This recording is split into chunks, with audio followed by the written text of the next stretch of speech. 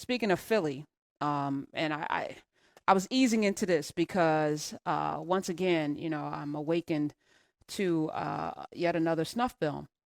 This time, Walter Wallace Jr. in West Philadelphia, born and raised. Uh, in a hail of bullets, met his fate. He is now dead at the hands of police in America. This has happened far too often. I'm going to play the 43 seconds.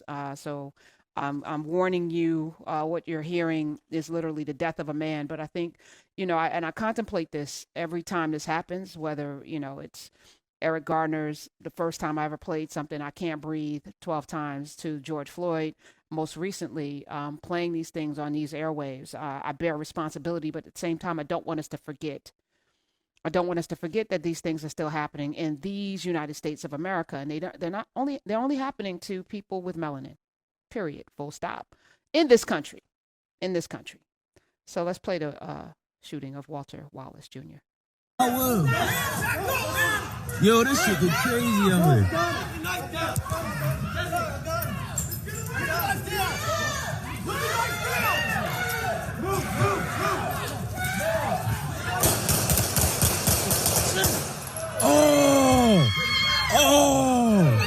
Oh, shit. Oh my God. Oh my God. Bro, they just killed them in front of me. Yo. Yo. Y'all ain't had to give him that many fucking shots. Y'all ain't had to give him that many shots. Yeah. Well, they wanted to make sure he was dead, I guess. Officers are trained to shoot to kill. If they fire their weapons, they're trained to shoot to kill. That's what they're trained to do. New training needs to happen in this country. And as we talk about defunding police, what that means is that when there's a call of domestic violence or domestic disturbance, instead of police coming with their guns drawn, there should be some sort of mental health professional. Apparently, Walter Wallace Jr. Was a disturbed individual. He had a knife. He was at least 15 from the video, 15, 20 feet away from police, nowhere near in range to be able to stab or slice. He was at points lunging. It looked like not lunging, but, heading in their direction. He did have a knife. It was not a giant machete. They had guns. And one could argue at that range, at that level, and again, I've been to the gun range several times myself. I know several people who are marks people who know how to shoot.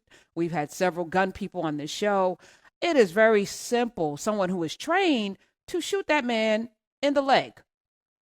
Could have shot him in the shoulder. Could have shot him in the hand where his knife was, if you are really trained to do that.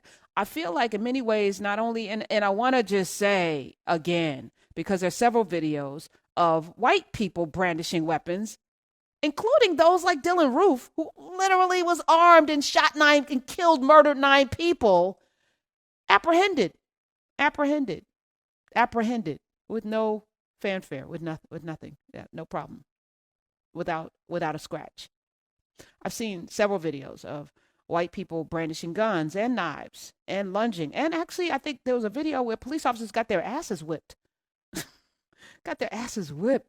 No, they didn't take out their weapons, and they definitely didn't shoot anyone 10 times. So those of you who could watch this and you're looking for the reason why this was a justified shooting, and I'm sure because of the knife, and I'm sure because of the positioning of Mr. Wallace Jr., that perhaps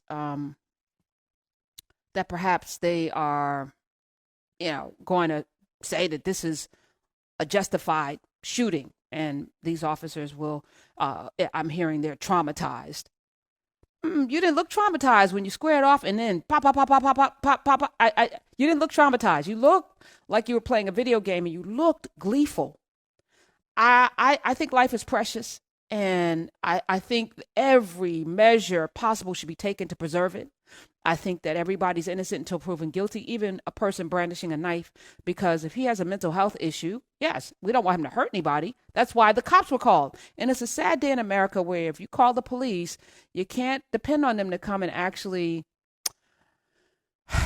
take care of the problem. Instead, the man was dead, and his mother, you see him, and this is what broke my heart the most. I mean, the dead body laying on the ground broke my heart. But I'm getting used to that. And that's a sad, sad thing that I'm used to seeing the carnage of our black bodies at the hands of at the bullets of police. I'm used to seeing it. His mother comes and she's like, you can hear her screaming, but she's literally like throwing things at them. And they had enough restraint to not shoot her, right? Distraught. And you think about George Floyd calling for his dead mother, and you say, these are human beings. These are people, human beings. You may not see value in them, but they're valuable. They may be disturbed. They may have something wrong, something going on. They may just be young and dumb. But Mr. Walter Wallace Jr. does not deserve to be dead right now. In jail, perhaps? Definitely. Or arrested. How about that? Due process. Because I know there was a 16-year-old or 14-year-old white boy that killed 2 people with his car, and he got to go home. There was a Stanford swimmer who raped an unconscious woman, and the judge was like, boys will be boys. He got to go home. Walter Wallace Jr. will never go home. He's going to be buried in the ground or cremated, but he is dead. His life forever gone. He had children. He had a mother who loved him, and he's not here anymore because we have a police system that is trained to take life. That's their training. And if we don't reform that, we're going to continue to have these situations.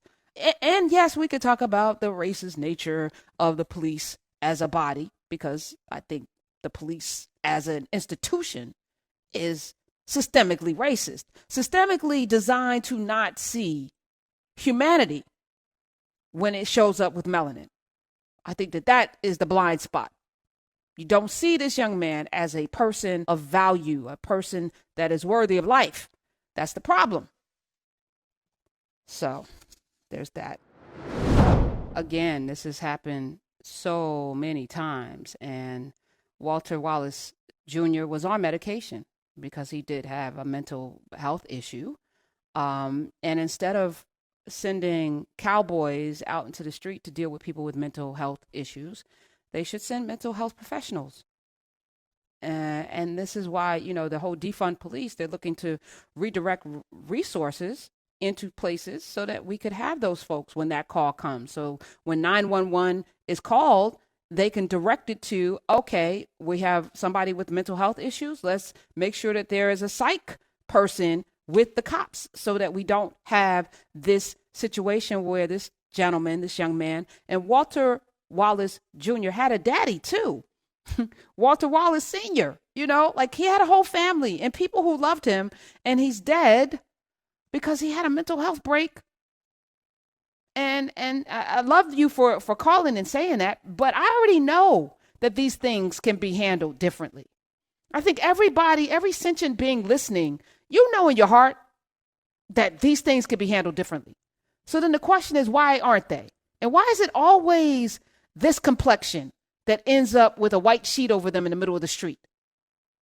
Whether it's Mike Brown, Laquan McDonald, this gentleman, we can go down the list. Why John Crawford? Why is it always this complexion that ends up in the street? And then it's like, okay, so if we know this, what do we do about it? And people, don't say defund police. And now Philly's on fire. There's looting, there's riots. And guess what this president's going to do? Focus on that. He's going to focus on that. Look at those savages. See, suburban women, I'm going to bring in law and order. We're going to take care of those people. But those people aren't acting, some of them are out there as opportunists, cretins, criminals, and assholes. But most of the people are just upset that this keeps happening. And it shouldn't. It just should not. Human life should have more value than this. American life should have more value than this. But unfortunately, there are people that don't see us as either.